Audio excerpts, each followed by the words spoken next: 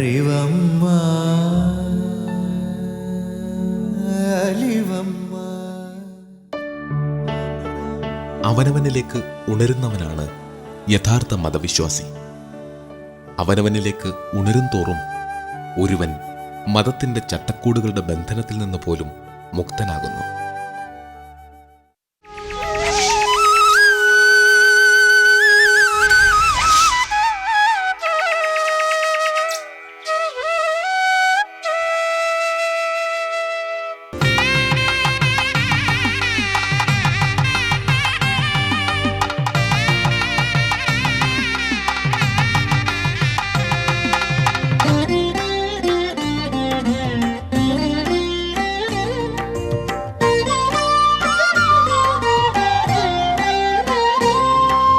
ഭുവനേശ്വരി ഭവാനി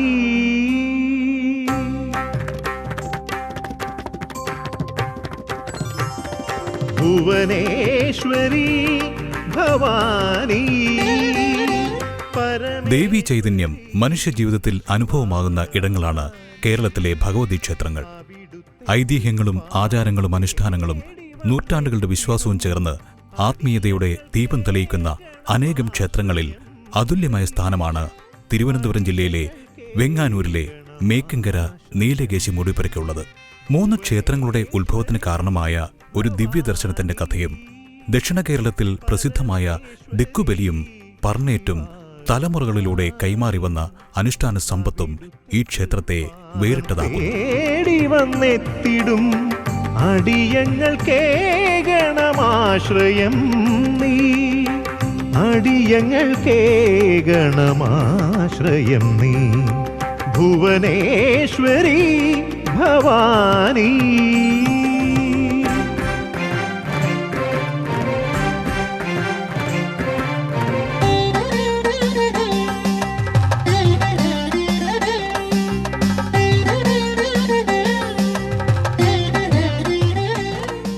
ഒരിക്കൽ വെങ്ങാനൂർ പുത്തളത്തെ വലിയ കാരണവരുടെ സന്നിധിയിലേക്ക് 2 സ്ത്രീകളെത്തി. അവർ കുടിക്കാൻ ഒരു കരിക്ക് ചോദിച്ചു. കാരണവർ ഭക്തിപൂർവ്വം ഒരു കരിക്ക് നൽകി. കരിക്കുവെള്ളം കുടിച്ച ഉടൻ തന്നെ ആ സ്ത്രീകൾ എല്ലാവരുടെയും കണ്ണിൽ നിന്ന് അപ്രത്യക്ഷരായി. ദിവസങ്ങൾക്ക് ശേഷം കാരണവർക്ക് ഒരു സ്വപ്ന ദർശനമുണ്ടായി.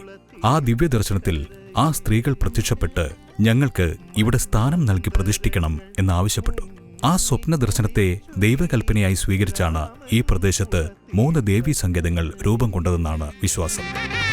4 യുഗങ്ങളെ കാവൽ നിർത്തുന്ന സ്നേഹമാധുര്യമാം തണലിൽ, 4 യുഗങ്ങളെ കാവൽ നിർത്തുന്ന സ്നേഹമാധുര്യമാം തണലിൽ. വിശാലമായ ചുറ്റുമതിലിനുള്ളിലാണ് മുടിപ്പുര. ശ്രീകോവിലിൽ പ്രധാന പ്രതിഷ്ഠ നീലകേശി തിരുമുടിയാണ്.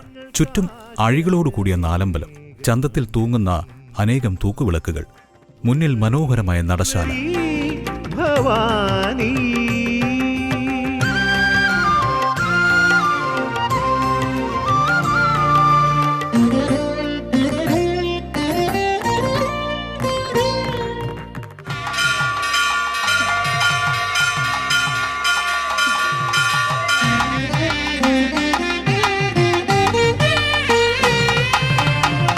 കൽപ്പാന്തകാലം കൈകൂപ്പി നിൽക്കുമീ കാളീ സങ്കൽപ്പനടയിൽ,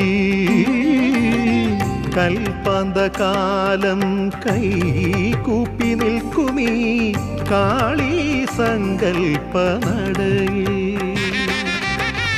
4 വേദങ്ങളെ നാവിലുണർത്തുന്ന സർവവിജ്ഞാനത്തിൻ നിറവിൽ. രാവിലെ 6 മുതൽ 9 വരെയും വൈകുന്നേരം 5 മുതൽ 8 വരെയുമാണ് ക്ഷേത്രനട തുറക്കുന്നത്. ഈ ക്ഷേത്രത്തിലെ മറ്റൊരു സവിശേഷത, വിശ്വകർമ്മ സമുദായത്തിൽപ്പെട്ട വാഴ്ത്തിമാർ എന്നറിയപ്പെടുന്ന കൊല്ലന്മാരാണ് പൂജ നിർവഹിക്കുന്നത്. കേരളത്തിലെ അപൂർവമായ ആരാധനാ പാരമ്പര്യങ്ങളിൽ ഒന്നാണിത്.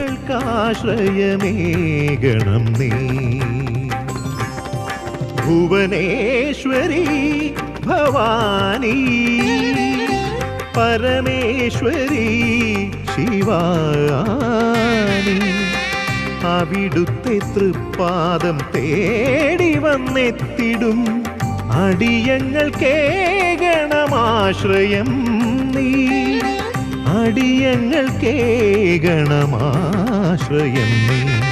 ഭുവനേശ്വരി ഭവാനി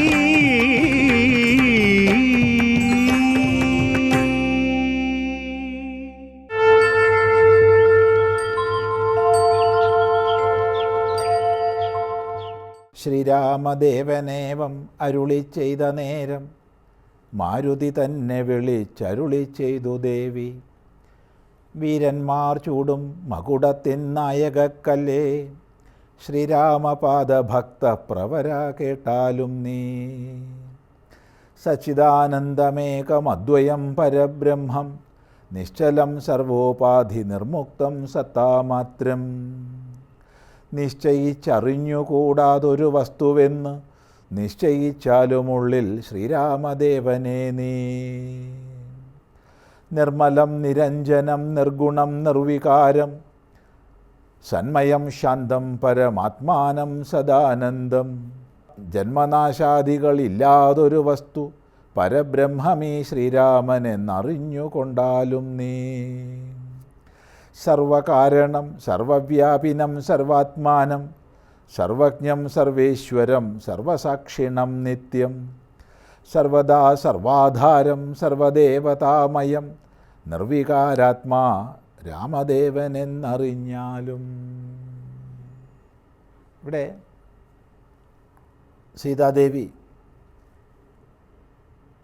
ഉപദേശിക്കുന്നതിന് മുമ്പായി സംബോധന ചെയ്യുന്ന ആ ഒരു വാക്യം മലയാളത്തിൻ്റെ ഭാഷാപിതാവായി നാം എഴുത്തച്ഛനെ മാനിക്കുന്നുവല്ലോ. ആ ഒരു ഭാഷാപിതൃത്വ മഹിമ അത് നമുക്ക് കാണാൻ കഴിയുന്നതാണ് എഴുത്തച്ഛൻ്റെ ഓരോ വാക്കുകളും.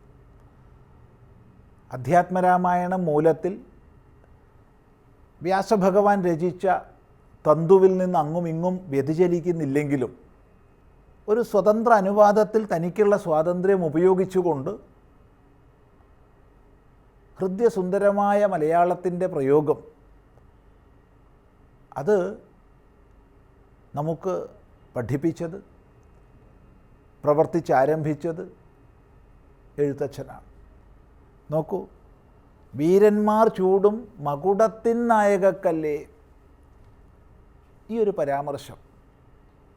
ഇനി വരുന്ന വർണ്ണനാഭാഗം ഉപനിഷദ് വാക്യങ്ങൾ നിറഞ്ഞ ശുദ്ധ സംസ്കൃത പദാവലികൾ മാത്രമാണ് ഏറെക്കുറെ.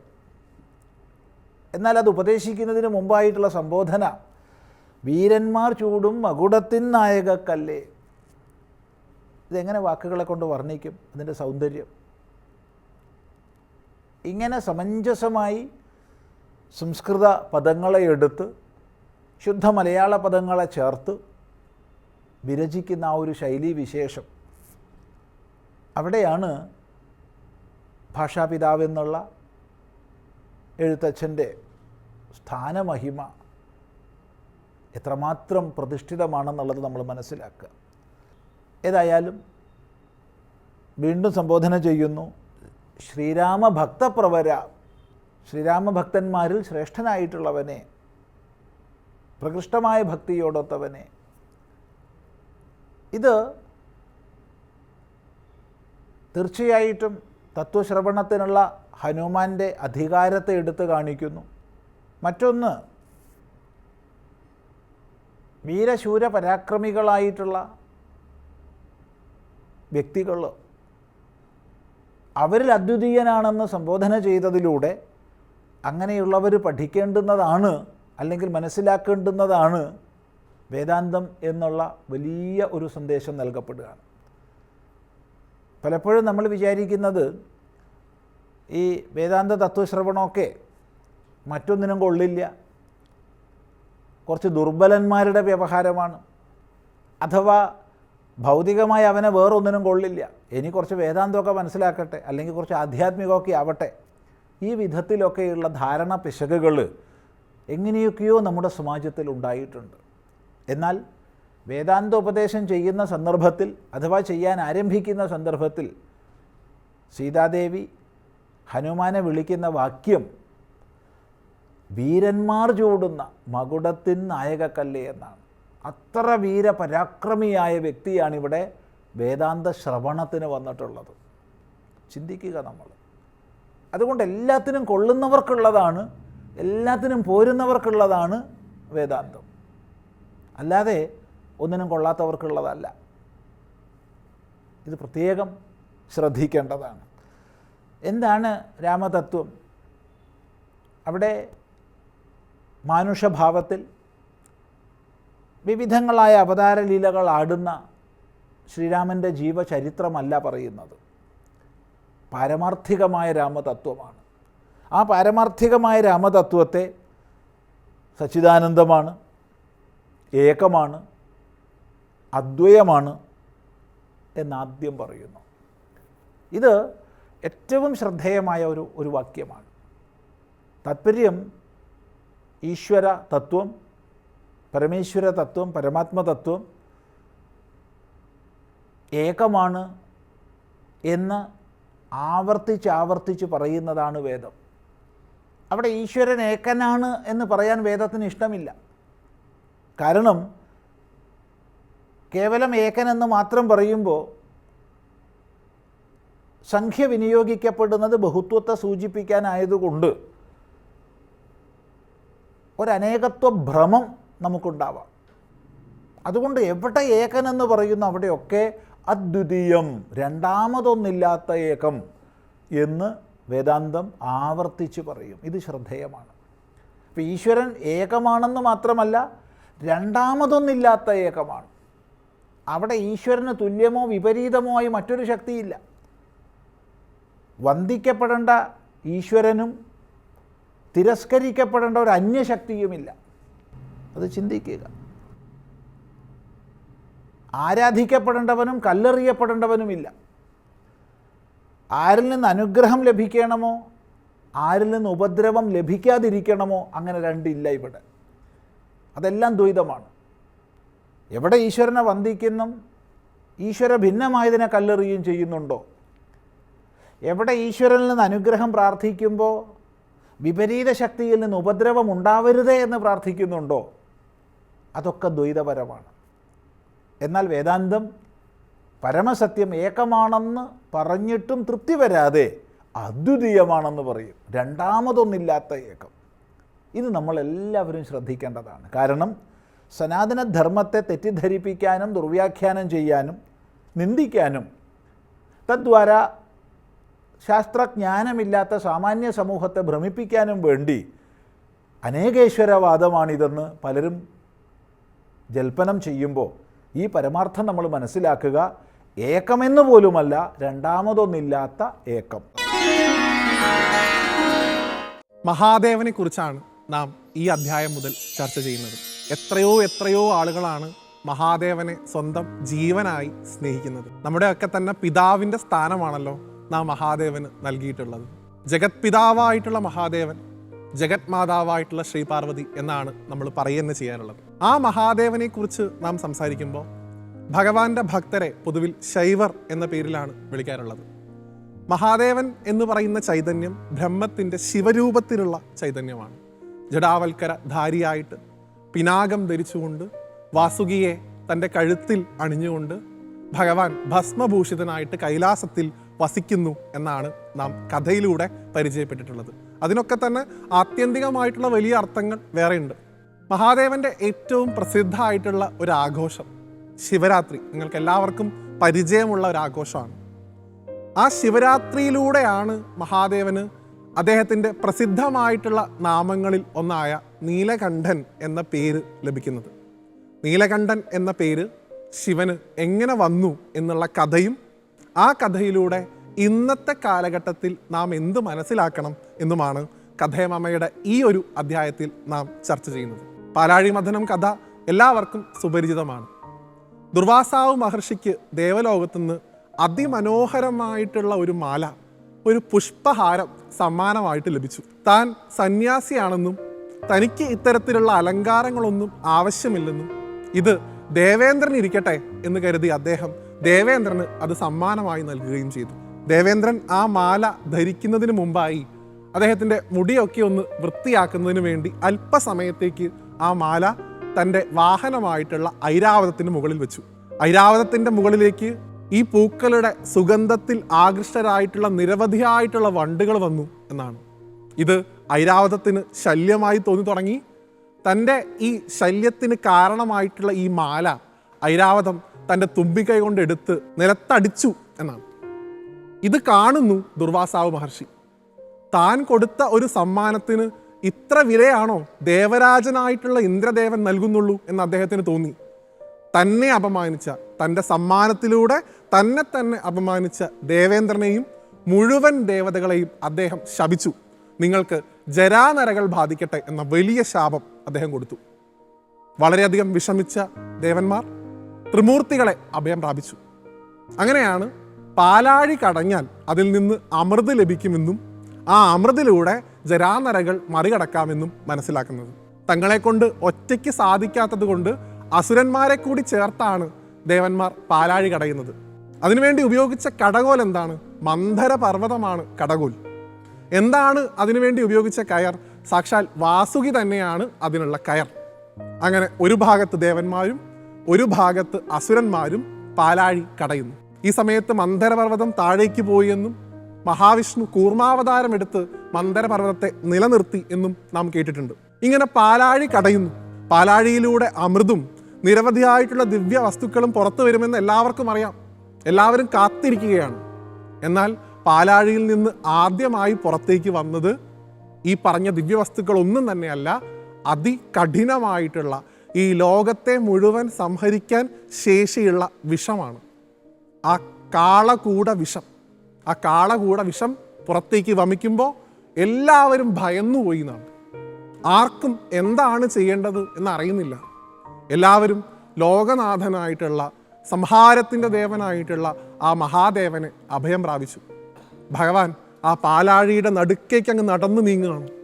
തൻ്റെ കൈക്കുമ്പിളിൽ ലോകത്തിൻ്റെ മുഴുവൻ കർമ്മഫലങ്ങളാകുന്ന വിഷം കാളകൂടം അദ്ദേഹം ഏറ്റുവാങ്ങുന്നു. അദ്ദേഹം ഒരു മടിയുമില്ലാതെ. മഹാദേവൻ ആരെയാണ് ഭയക്കേണ്ടത്?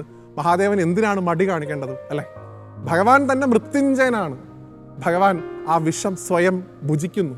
ഭർത്താവ് വിഷം ഭുജിക്കുന്നത് കണ്ടു എന്ന് പറയപ്പെടുന്ന പാർവതീ ദേവി തൻ്റെ ഭർത്താവിന് ആപത്തുണ്ടാകരുത് എന്ന ഉദ്ദേശത്തോടു കൂടി ആ വിഷത്തിൻ്റെ ഗതിയെ ഭഗവാന്റെ കണ്ഠത്തിൽ തടഞ്ഞു നിർത്തുന്നു.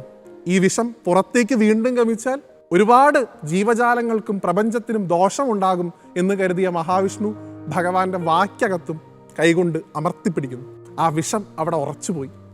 അങ്ങനെ ലോകത്തിൻ്റെ മുഴുവൻ കർമ്മഫലങ്ങളാകുന്ന വിഷം, അതിൻ്റെ നീല നിറമാണത്രേ മഹാദേവന്റെ കണ്ഠത്തിന് അലങ്കാരമായി തീരുന്നതും ഭഗവാൻ നീലകണ്ഠനായി തീരുന്നതും.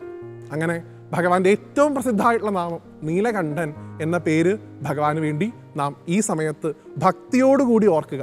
ഭഗവാൻ ഈ ധരിച്ചിരിക്കുന്ന നീലകണ്ഠം യഥാർത്ഥത്തിൽ എന്താണ് പാലാഴി കടഞ്ഞപ്പോൾ വന്ന ഈ വിഷം? നോക്കൂ, ഈ മനസ്സ് തന്നെയാകുന്ന പാലാഴിയാണ് ഈ കടയുന്നത്.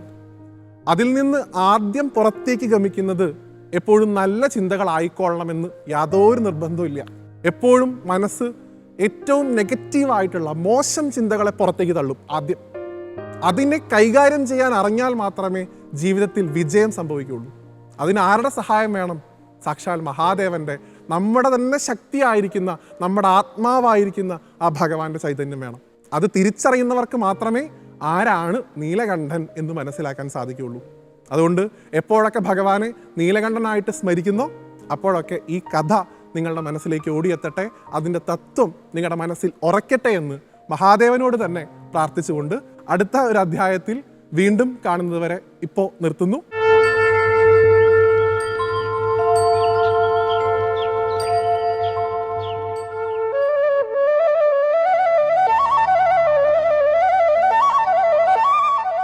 കംസ സഹോദരിയായ ദേവകിയെയും മധുരാപുരിയിലെ യാദവ രാജാവായ ശൂരസേനന്റെ പുത്രൻ വാസുദേവരുടെയും വിവാഹം കഴിഞ്ഞു.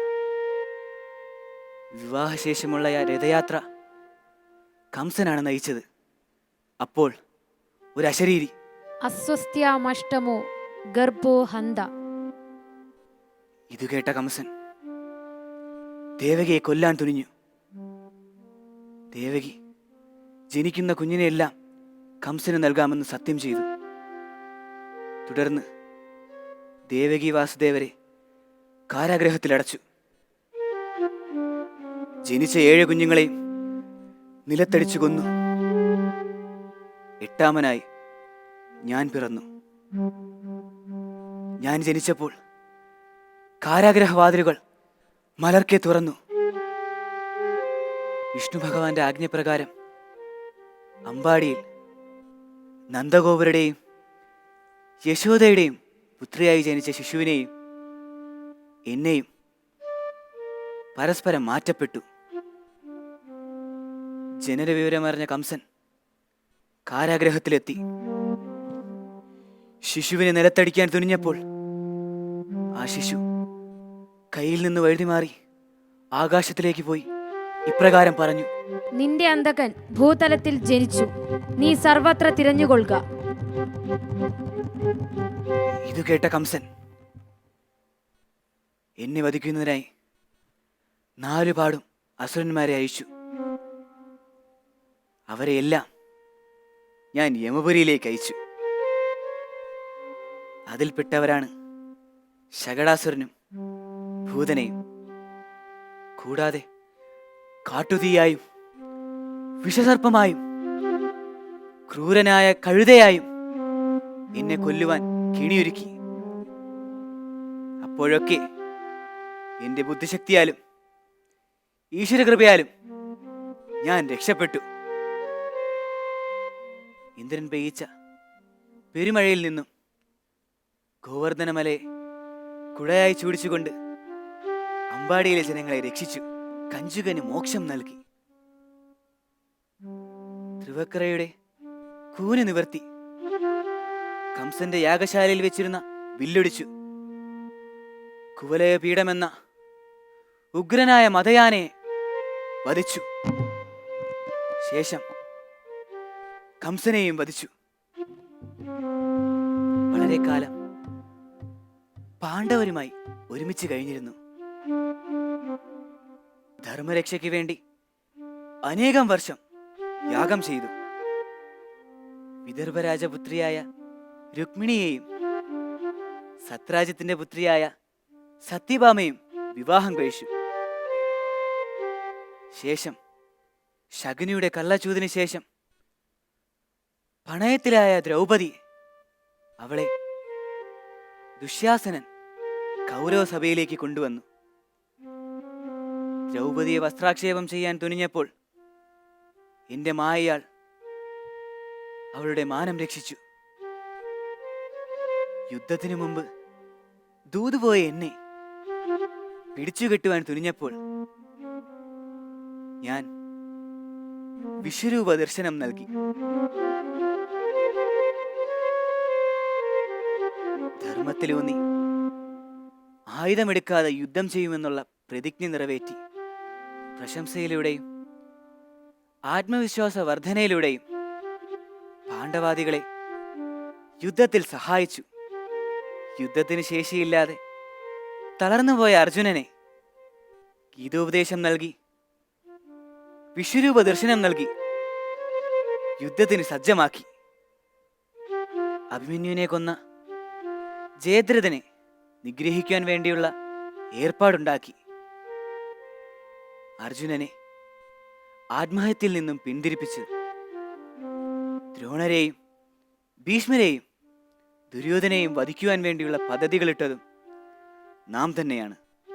അങ്ങനെ ദുഷ്ടരെ നിഗ്രഹിച്ചും രാജ്യാഭിവൃദ്ധിക്ക് പരിശ്രമിച്ചും ഭക്തരെ അനുഗ്രഹിച്ചും അനീതിക്കും അക്രമത്തിനുമെതിരെ പടപൊരുതിയും കലാകാരനായും യോദ്ധാവായും തന്ത്രശാലിയായും മഹാഭാരതത്തിൽ കൗരവ പാണ്ഡവ പ്രശ്നങ്ങൾ ഇടപെട്ട് ഞാൻ നിലകൊണ്ടു. അവസാനം കുലം മുഴുവൻ ഇരകപ്പുല്ലുകൾ കൊണ്ട് അടിച്ചു നശിക്കുകയും